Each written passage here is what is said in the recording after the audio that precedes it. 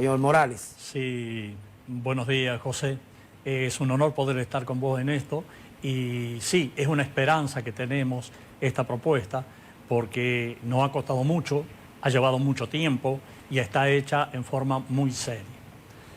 Para poder explicarle la propuesta, seguramente el tiempo del programa se quedaría corto, pero vamos a tratar de ver por lo menos en forma puntual de qué se trata. Lo primero es que cuando comenzamos a analizar, nos dimos cuenta que la gente en realidad no sabe qué son las MIPYME. ¿Cómo que no sabe? Sí, son micro, pequeñas y medianas empresas, eso sí, pero cuando salimos a la calle y le preguntamos, e incluso le preguntamos qué era una microempresa para ellos, o qué era una mediana empresa, o qué era una pequeña empresa, las respuestas eran variadas, pero no se caía en lo que realmente o legalmente considera el gobierno como una micro, pequeña y mediana empresa. Para poder nosotros tener, digamos, la base de esa distribución de las empresas, comenzamos por ver cómo nacen. Nos dimos cuenta que lo primero es que nacen por una necesidad de sustentación, por una necesidad de comer. Hay gente que sale a la calle a hacer determinadas cosas, a chiripear, como decimos aquí, para poder comer. Esa es la primera. El segundo punto que vimos es de la gente que sale en busca de una independencia laboral.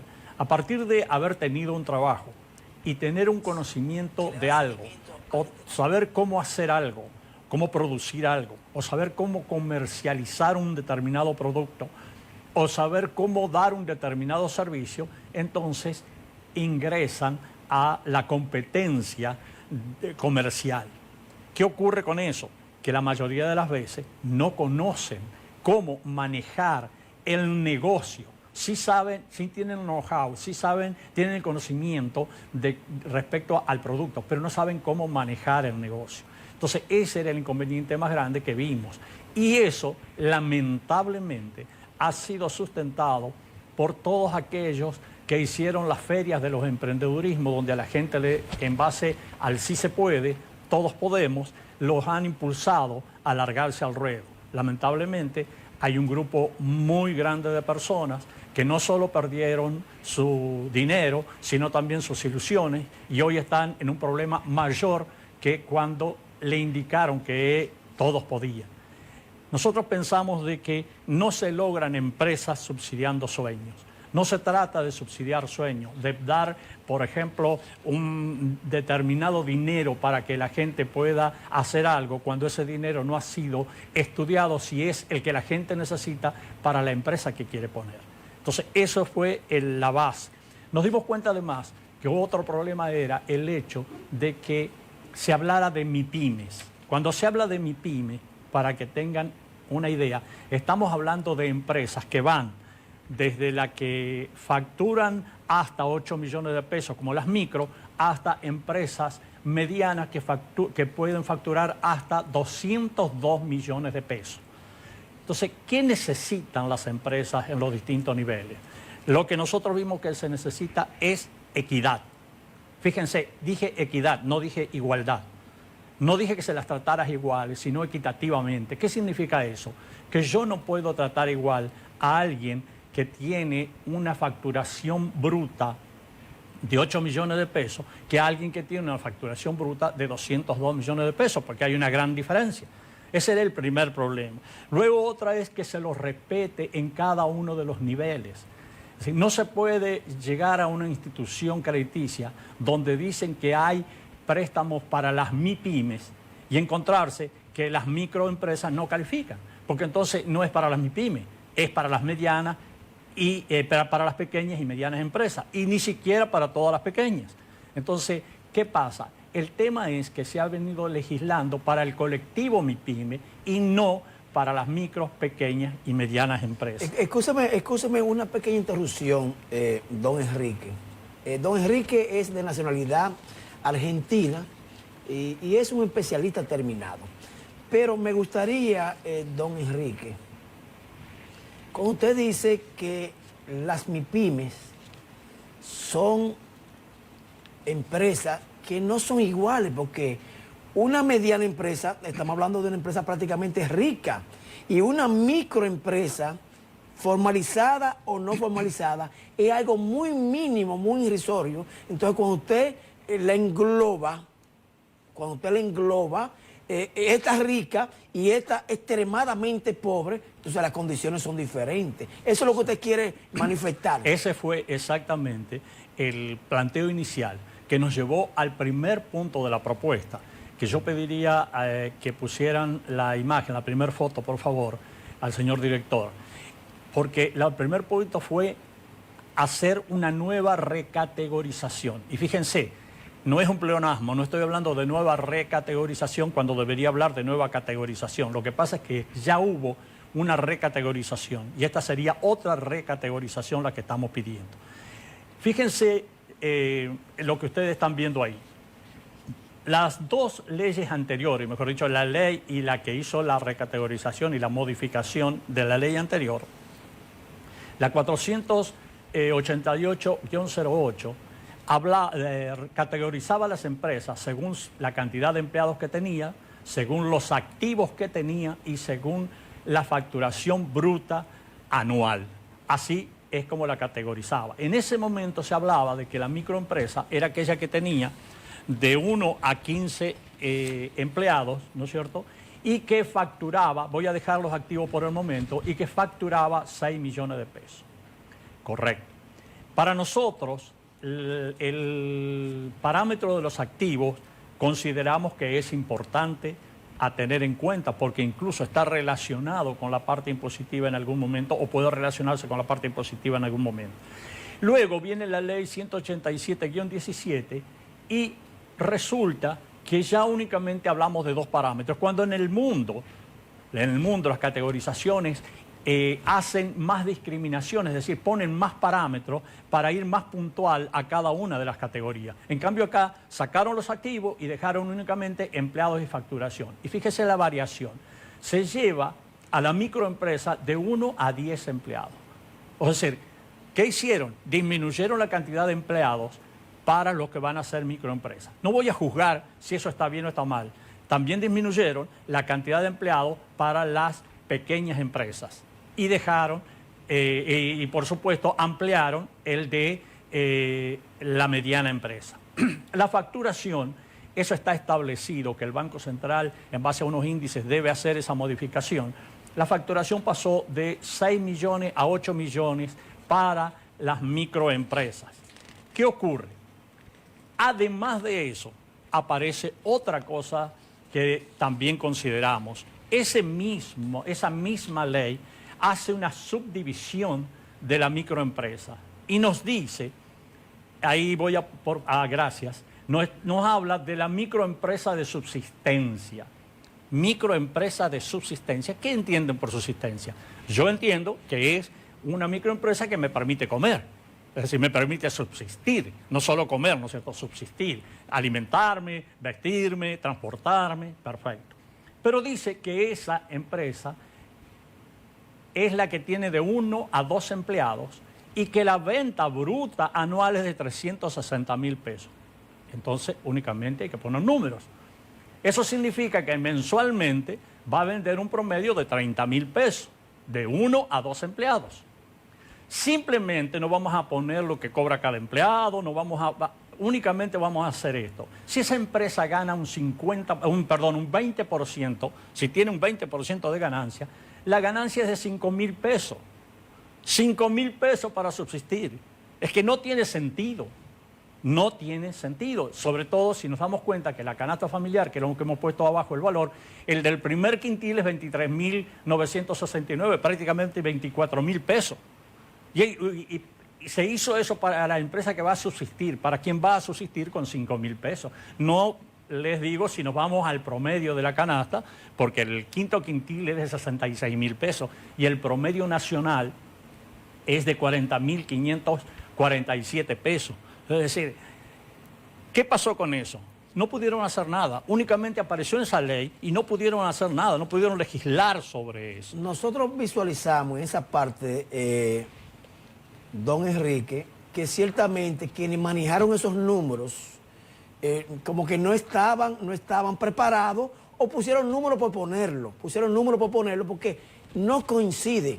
Nosotros llevándolo al terreno de la realidad, nos damos cuenta que eso es un soberano disparate, para decirlo, es un buen dominicano y es lo que queremos nosotros subsanar y contribuir para resolver todos esos problemas. Y por eso la propuesta es integral, con la finalidad de resolver el problema definitivamente, don Enrique. Sí, yo en realidad no voy a usar el término de soberano disparate, ¿no es cierto? Pero por lo menos digo, porque no conozco por qué lo hicieron. Es decir, no sé en qué se basaron, entonces no puedo, a lo mejor ellos lo tenían su razón. No coincide. Ahora, no coincide. El resultado me dice que eso no cierra. O sea, eso no cierra de ninguna manera. Entonces, lo que se decidió es hacer esa recategorización, ver cómo se, digamos, qué se le daba a esa microempresa o qué parámetros se utilizaban o qué valores se utilizaban para lograr que esa microempresa quede identificada como corresponde y pueda legislarse a partir de ahí. En la propuesta nuestra, por supuesto, el de subsistencia no lo tuvimos en cuenta y directamente a la microempresa, y aquí una novedad que quiero que ustedes la puedan entender. Para la microempresa usamos el siguiente criterio de sentido común. Fíjense, primero les voy a mostrar la imagen, perfecto. Fíjense esto. Un empleado en relación de dependencia, un asalariado, ¿no es cierto? Actualmente, si cobra anualmente más de 416.220 pesos, paga impuestos sobre la renta. Es decir, se lo voy a dar mensual, si cobra más de 34.685 pesos, mensual paga impuestos sobre la renta. ¿Qué ocurre? Ahí le muestro la tabla que es oficial, que es la de 2022, como pueden ver, y donde ya alguien que cobra 14.700 está pagando un 2.25 pesos de impuestos. Entonces, ¿qué es lo que ocurre? Lo que ocurre es lo siguiente. Si un empleado tiene esa ventaja, nosotros proponemos que quien arriesga su dinero para poner una empresa, quien da empleo, tiene que tener la misma consideración. Es decir, yo debo considerar que si una empresa gana hasta 416.220 pesos, no debe pagar impuestos sobre la renta. Muchas veces hemos escuchado, yo desde que estoy acá trabajando con las microempresas, he escuchado asociaciones, he escuchado federaciones diciendo, no se le debería cobrar impuestos los primeros años, el primer año, el segundo año, el tercer año. No, eso no es una forma. Eso es algo que se dice, pero no es una forma, no tiene base. Esto sí tiene base. ¿Qué queremos? Que haya una igualdad entre el asalariado y quien está arriesgando su dinero para tener su empresa. Muy bien, señores. Vamos a bajar por aquí, señor director, para irnos a una pausa y posteriormente continuar con lo que es esta explicación de esta propuesta integral para definitivamente solucionar el problema del sector MIPYMES en la República Dominicana. Espacio Jornada Empresarial. Continuamos con lo que es la explicación breve de lo que fue la propuesta integral de la inclusión de las micro, pequeñas y medianas empresas en el mercado dominicano. Adelante, señor Enrique Morales Bárbara. Perfecto. Necesitaría entonces la próxima imagen, por favor, la número 4, para continuar con el mismo tema. Fíjense lo que proponemos. Proponemos un mínimo imponible, proponemos un mínimo imponible de 416.220 anuales, 20.000 pesos anuales, ¿no es cierto? Y lo que sería mensualmente 34.685. Y hacemos una operación para que ustedes vean cómo funcionaría. Si una empresa tuviera una ganancia del 17% y eso fueran los 416.220 pesos que estamos poniendo, entonces tendría como insumos, costos, gastos, 2.248.353 pesos. Si eso fuera así, su venta bruta sería de 2.864.573. No voy a poder dar mayores explicaciones porque necesitaría más tiempo y le pido a todas las empresas que estén interesadas a que se comuniquen con nosotros para que podamos seguir dándole mayores informaciones, más detalles. Pero lo que estamos solicitando es que esa venta bruta, que ahí aparece como 2.864.573, sea un parámetro para hacer microempresa. Decimos, toda empresa que facture como venta bruta anual 3 millones de pesos, hasta 3 millones de pesos, es una microempresa. Y esa empresa entonces no pagaría el impuesto, ¿no es cierto?, el impuesto sobre la renta. Pero sí sería agente de retención del ITEVIS. ¿Por qué? No se asusten. Fíjense, de los 2.448.000 pesos, ahí la empresa ya pagó muchísimo ITEVIS. Ya pagó, yo le digo que por lo menos, de acuerdo a nuestros cálculos, ya pagó por 1.900.000 pesos ITEVIS, que luego lo va a descargar. Y el ser agente de retención, que se lo tenemos que enseñar también, no les va a causar problemas. Entonces, eso es para la microempresa. Y si se mantiene la de subsistencia, nuestros cálculos nos dicen que 1.300.000 pesos de venta bruta para esas empresas no deberían pagar ni impuestos sobre la renta ni ITEVIS, ninguna de las dos cosas. También lo podemos explicar más en detalle. Lo importante aquí es que entiendan, ¿no es cierto?, para las empresas que nos hemos reunido, y algunos empresarios nos decían, microempresarios nos decían, sí, pero ustedes nos van a borrar del mercado. No, nosotros los vamos a hacer aparecer en el mercado. Le vamos a dar los derechos que le corresponden en el mercado, pero sin pagar absolutamente nada de más. Entonces, pero para eso, ya le digo, debemos comunicarnos, debemos tener un acercamiento y debemos explicarle cómo funcionaría. El otro tema muy importante es la inclusión de los empleados en el Sistema Nacional de Seguridad Social. Es decir, actualmente existen, de acuerdo a la 187-01, existen 3 regímenes con los que trabaja la ARS. Uno es el contributivo, el otro es el contributivo subsidiado y el otro es el subsidiado.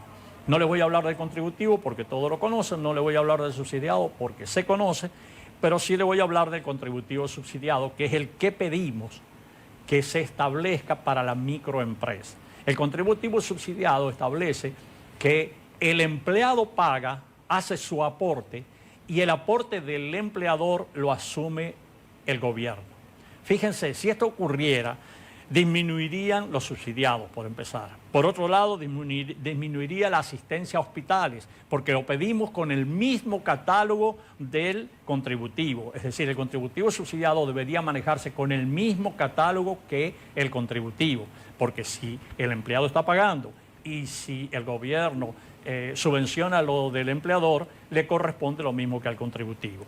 Y, por otro lado, hablaríamos de verdad, de universalidad de asegurados. Eso, además, le digo, para quienes manejan los números en las ARS, eso incrementaría los ingresos al sistema. Porque al desaparecer los subsidiados y aparecer gente que está pagando por su seguro, lo incrementaría. Pero los beneficios serían inmensos para las micro y pequeñas empresas que tendrían a todos sus empleados dentro de la seguridad social. Para eso necesitamos una formalización masiva de empresas. Una formalización, le vamos a hablar. El último tema, y no por eso el menos importante, tiene que ver ya con todas las empresas. Estamos proponiendo la disponibilidad del pasivo laboral. ¿Qué significa la disponibilidad del pasivo laboral? Que los empleadores no tengan que andar corriendo para pagar todo lo que no se paga en forma directa a los empleados. ¿Y por qué? Porque pasivo laboral, aquí normalmente hablamos de preaviso y cesantía. Nosotros hemos incluido las regalías y hemos incluido las vacaciones. Incluimos las regalías porque tenemos el conocimiento de lo que pasa a fin de año, los empleadores desesperados por conseguir ese dinero para pagarla. Y sabemos que muchas veces pasa similar con las vacaciones. Entonces incluimos regalías, vacaciones, preaviso y cesantía. En ese caso tenemos tablas que les podemos mostrar la forma en que se iría amortizando. Y los empleadores me van a decir, sí, perfecto, lo amortizamos, pero hay un problemita. Eso en nuestro negocio actualmente aparece como una ganancia. Y por eso me están cobrando impuestos. Porque, señores, ese valor de la cesantía usted lo está teniendo en su empresa. Y como lo está teniendo en su empresa, le queda como ganancia porque usted no lo pudo pasar no lo pudo generar como costo ni como gasto. Entonces pasa eso. Ustedes tienen que pensar que esto lo favorece. Esto lo favorece. Y nada de esto se puede hacer si previamente no sabemos cuántas empresas tenemos y hacemos un censo de todas las empresas, que es lo que estamos pidiendo. Un censo de todas las empresas. No podemos seguir hablando de 1.500.000 empresas que generan 2.200.000 empleados, cuando eso significaría que cada empresa tiene 1.5 empleados, cosa que es imposible. No podemos seguir hablando de números que no son reales. Lamentablemente el tiempo no nos da como para poder explayarnos más, pero les agradecemos por habernos escuchado. Bien, don Enrique, nosotros ya en nuestra condición de presidente de la Federación Nacional de Comerciantes y Empresarios de la República Dominicana, quienes hemos hecho de forma institucional la propuesta al señor presidente de la República de esta propuesta de integral de la inclusión de las micro, pequeñas y medianas empresas al mercado dominicano, es simplemente con la finalidad de colaborar, de contribuir al fortalecimiento del sector MIPYMES de la República Dominicana. No queremos competir con nadie, no queremos quitarle funciones a nadie, sencillamente queremos contribuir de una forma espontánea y de una forma sin ningún tipo de beneficio con lo que tiene que ver en la parte económica. Queremos darle las gracias a don Enrique Morales Barbará por haber estado con nosotros. Nosotros prometimos la semana pasada que íbamos a tener un técnico que participó activamente en esta propuesta junto a otros con la finalidad de contribuir al fortalecimiento del sector más importante en materia económica y productiva de la República Dominicana, como es el sector de las micro, pequeñas y medianas empresas. Muchísimas gracias, don Enrique, por haber acompañarnos a este espacio.